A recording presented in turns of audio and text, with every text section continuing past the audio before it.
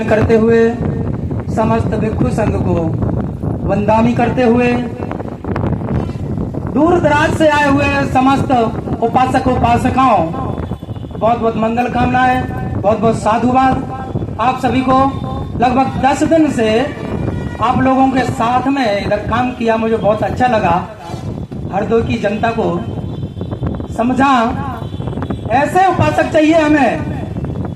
इस महाबोधि महाबोझार को मुक्त कराने के लिए हरदोई जैसे उपासक चाहिए। देखा है मैंने साथ में रह करके, धन भी अपना लगाते हैं, साथ में सुबह 10 बजे से रात 12 बजे तक काम करते हैं। ऐसे लोगों की जरूरत है हमें। तो कहना चाहूंगा कि ये महाबोधि महाविहार मुक्ति आंदोलन जो कि ऑल इंडिया बुद्धिस्ट फोरम के तत्वावधान में माननीय आकाश लामा जी के अध्यक्षता में बोधगया में, यानी कि बिहार राज्य में बोधगया में अनवरत चल रहा है। उसी कड़ी में पूज्य भंते श्रद्धा मित्र जी के तत्वावधान में आज ये विशाल जनसभा और मशाल यात्रा का आयोजन हरदोई में रखा गया। मैं अपनी बात 2 मिनट में खत्म करूंगा, क्योंकि 2 मिनट का ही भंते जी ने समय दिया है। कहना मैं ये चाहता हूं कि ये जो बीटी एक्ट 1949 महाबोधि महाविहार पर लागू है, इसके संबंध में मैं ये कहना चाहूंगा कि हमारा भारतीय संविधान 1950 में लागू हुआ था, और ये जो कानून, काला कानून बीटी एक्ट 1949 जो लागू हुआ है महाबोधि महाविहार पर, यह 1949 में लागू हुआ। अब हमें, हमारी तमाम जनता को यह समझना होगा कि यह संविधान से देश चलता है।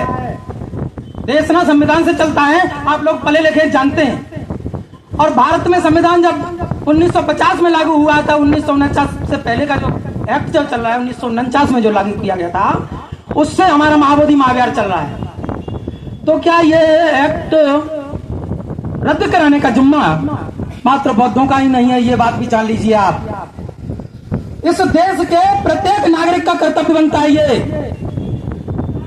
कि भारतीय संविधान से जब देश चलता है तो इस देश में संविधान में जो संविधान में का एक्ट ही नहीं है, उस एक्ट से हमारे महाबोधि महाविहार को चलाया जा रहा है। ये गलत है कि नहीं? ये गलत होते हुए भी हम लोगों को, हमारी समस्त भारतीय जनता को इस पर प्रत्येक नागरिक को आवाज उठानी चाहिए। और दूसरी बात, आपसे एक छोटी सी बात और कहना चाहूंगा। बात तो बहुत बड़ी है, लेकिन समझदारी हमारी जनता में होनी चाहिए। जैसे हम वोट के माध्यम से एक सरकार को बनाते हैं, वोट के माध्यम से बनाते हैं ना, तो जब हम वोट देते हैं तो या तो हमारा सीधा सीधा जिसको हमने खड़ा किया है, यानी माने कि कोई प्रधान हुआ, कोई, या सांसद की बात कर लेते हैं, सांसद को खड़ा किया गया है, तो किसी न किसी माध्यम से हम वोट देते हैं और तब हम उस सांसद को संसद तक पहुंचाते हैं। तो क्या हम अपनी बात को, जैसे हमने ये मंच बनाया है, यहाँ पर पूज्य भंते श्रद्धा मित्र जी ने यहाँ पर मंच बना करके इतनी सारी जनता एकत्रित करके, उन्होंने काफी मेहनत करके आप लोगों को एकत्रित किया। क्या हम लोग ऐसा ही करने में अगर सफल रहे कि जैसे हम वोट की ताकत से एक हम अपने बेटे को, एक हम किसी अपने पड़ोसी को संसद तक पहुंचा सकते हैं, तो अपनी बात रखने के लिए उन्हें संसद से यहाँ क्यों नहीं बुला सकते? एक बार बुलाइए आप लोग संसद को, अपने दरवाजे पर बुलाइए, ऐसे मंच तैयार करिए, मंच तैयार करके एक बार संसद को बुलाइए और उनसे अपनी बात रखिए कि महाबोधि महाविहार में क्या चल रहा है। तो वो जब आप अपने, यानी मंच पर, यहाँ आप अपनी जगह पर यहाँ बुलाएंगे और अपनी जब बात करेंगे, तो वो सांसद जो मंच से ये बात कहेगा, यहाँ झूठ नहीं बोल के जा सकता। यदि वो झूठ बोल करके जाता है, समझ लो हमारे लिए वो आगे भी गद्दारी का काम करेगा। तो जब हम उसको संसद में पहुंचा सकते हैं, तो हम वापस उससे बुला करके, यहाँ मंच बना करके उसको बैठा करके हम अपनी बात क्यों नहीं कह सकते?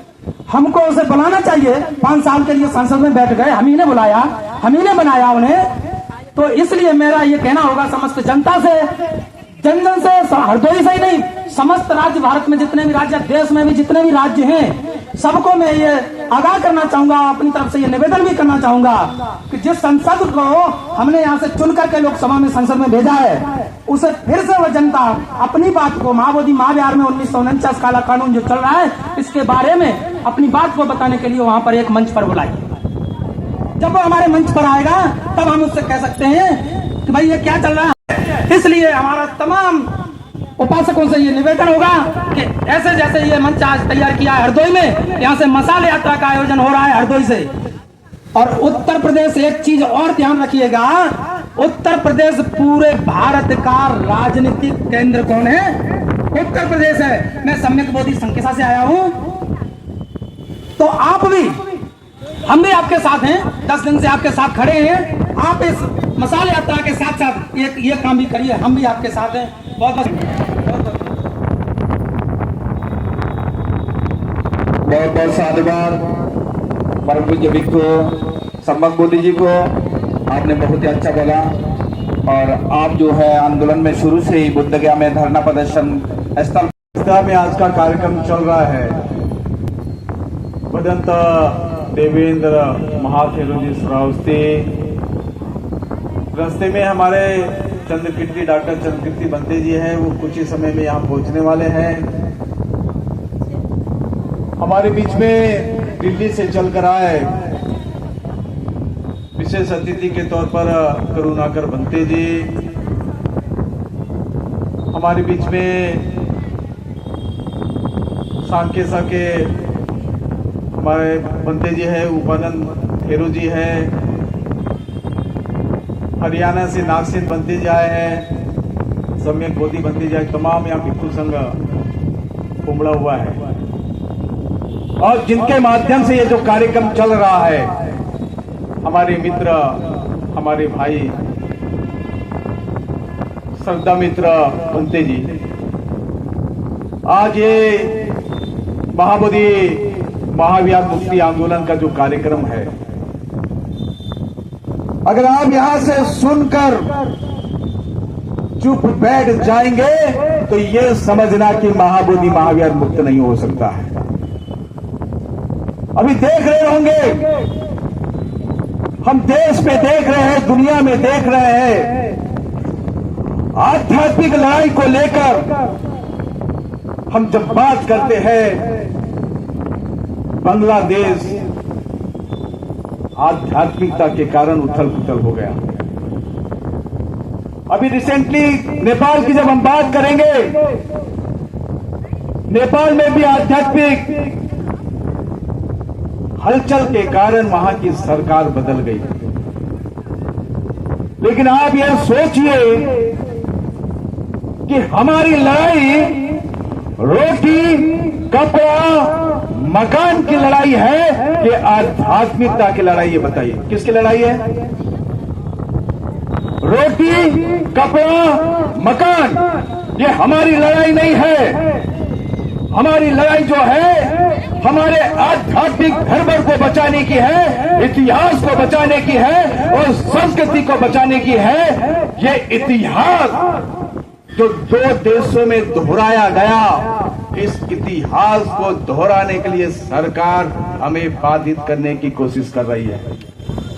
हम ऐसा कुछ भी नहीं करेंगे। हम लोकतंत्र के ऊपर में विश्वास रखते हैं, बाबा साहब अम्बेडकर के संविधान पर विश्वास रखते हैं। हम संविधान की बात करेंगे और संविधान के साथ ही अपने न्याय संगत अधिकारों को मांगेंगे। हम वो बाबा साहब के औलादे हैं, हम न्याय संगत लड़ाई लड़ रहे हैं।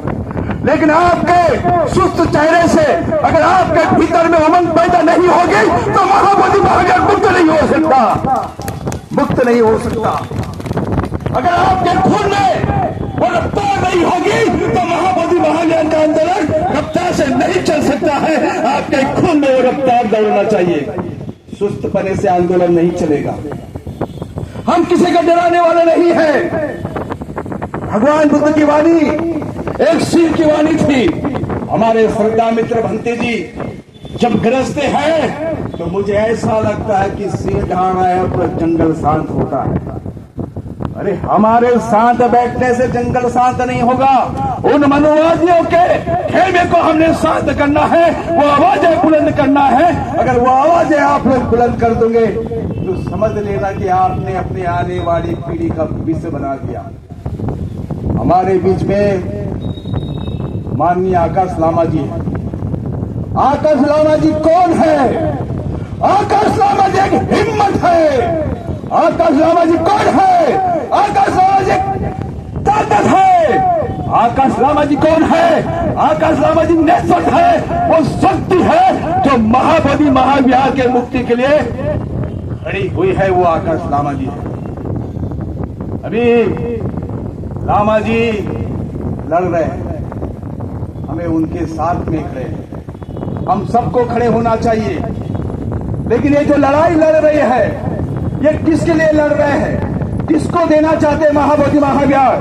अगर आप अपने पीढ़ी की बात करेंगे कि हम अपने पीढ़ी को महाबोधि महाविहार देना चाहते हैं, तो आप बताइए कि आपके पीढ़ी के लोग आपके साथ कितने लोग बैठे? जिन पीढ़ी को आप महाबोधि महाविहार देना चाहते हैं, एक भी लोग यहाँ दिखाई नहीं दे रहे हैं। एक भी लोग जवान लोग नहीं दिखा रहे हैं जो कल जाकर उनके हाथ में महाबोधि महाविहार हमें देना है।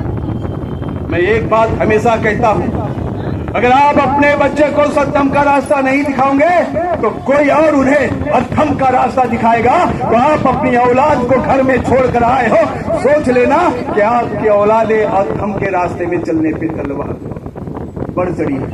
ये बात है।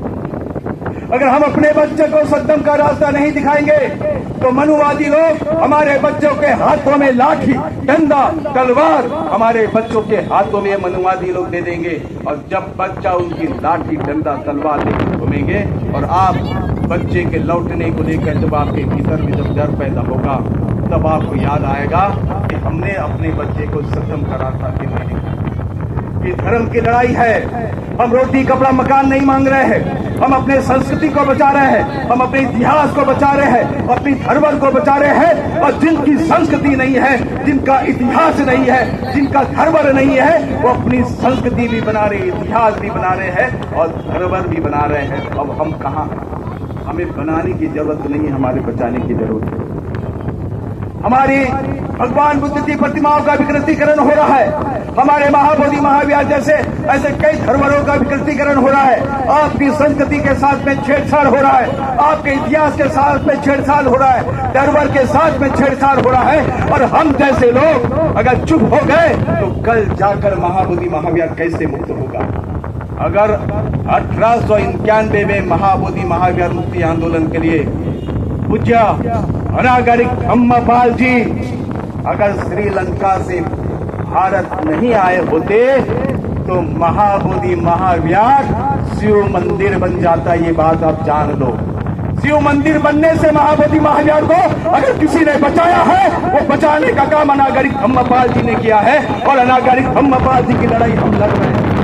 हम महाबोधि महाविहार को मुक्त कराकर ही रहेंगे जब तक हमारे सांसों में सांस है। सांस रहते तक हम महाबोधि महाविहार को मुक्त कराने का लक्ष्य बनाना होगा। अगर ये लक्ष्य हम निर्धारित कर देंगे तो महाबोधि महाविहार मुक्त हो सकता है। लोकसभा में आवाज उठनी चाहिए, विधानसभा में आवाज उठनी चाहिए, राज्यसभा में आवाज उठनी चाहिए।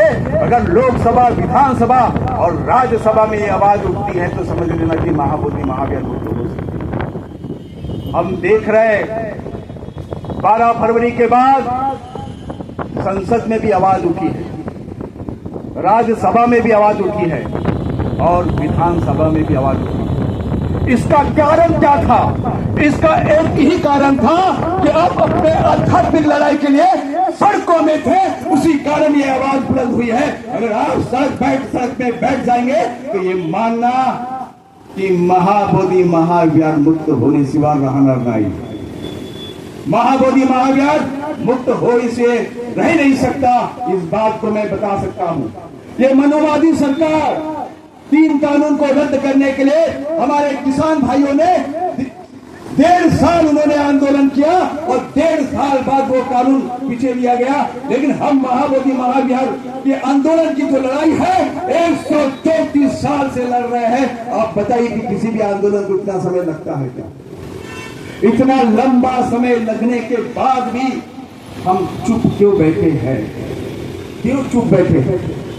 क्या बाबा साहब के वजह से आपको रोटी कपड़ा मकान मिल गया तो आप क्या अपने आप को सुखी महसूस करते हैं? बाबा साहब अम्बेडकर ने कहा था कि आपका एक मन होता है और मन को भी सुसंस्कारित करने की जरूरत होती है, और सुसंस्कारित करने के लिए बाबा साहब अम्बेडकर ने हमें बुद्ध धर्म दिया था। अगर आपके मन को सुसंस्कारित करने के लिए अगर बुद्ध धर्म आपके पास में नहीं होगा, आपकी धर्म नहीं होगा, आपका इतिहास नहीं होगा, संस्कृति नहीं होगा, तो आपका मन कैसे सुसंस्कारित होगा? इस बात को सोचिए। ये जो लड़ाई है ये छोटी मोटी लड़ाई नहीं है। किसी लोगों को महाबोधि महाविहार के दर्शन करने से रोका है? ये भारतीय संविधान सभी को आध्यात्मिक आजादी देता है, तो महाबोधि महाविहार हमें देने से उनका क्या बिगड़ सकता है? लेकिन हमारे सारे तीर्थ क्षेत्रों पे उन्होंने कब्जा करके रखा। उसका कारण क्या था? उसका कारण यह था कि पुष्पमित्र सुंग ने भिक्षुओं के 100 दिनार 100 सोने के मुद्राएं देखकर भिक्षुओं के गर्दन काटे, तब जाकर उन्होंने महाबोधि महाविहार ऐसे हमारे कई धरोहरों को उन्होंने नष्ट कर पाया। अगर भिक्षु लोग इसकी ताकत बनते हैं, इसकी आवाज बनते हैं, तो महाबोधि महाविहार मुक्त हो सकता है। हमारे उत्तर प्रदेश में हमारे श्रद्धा मित्र भंते जी, ये आंदोलन के आज आगाज हो गया है, ये शुरुआत हुई है। भंते जी अन्य जिलों अन्य तहसीलों तक जाएंगे, तो हम चाहते हैं उपासक उपासिकाओं ने भिक्षुओं ने भंते जी के हाथ को मजबूत करना, कभी जाकर ये महाबोधि महाविहार मुक्त होना चाहिए। मैं एक बात बोलकर अपने वाणी को विराम देना चाहता हूं। अगर ये कार्यक्रम सरकारी कार्यक्रम होता तो ये बड़ा डोम में कार्यक्रम होता, आप एसी के भीतर में बैठे होते। लेकिन ये आंदोलन जो है ये आपके पैसे से चल रहा है। आपके पैसे से चलने के कारण इतना लंबा आंदोलन चला है। अगर आपको लगता है कि ये आंदोलन लंबा चले, तो आपके सामने में दान पेटी है, तो आंदोलन को मजबूत करने के लिए दान पेटी भरना चाहिए। आप शक्ति को बढ़ाना चाहिए। इसी के साथ अपने वाणी को राम देतो नमः।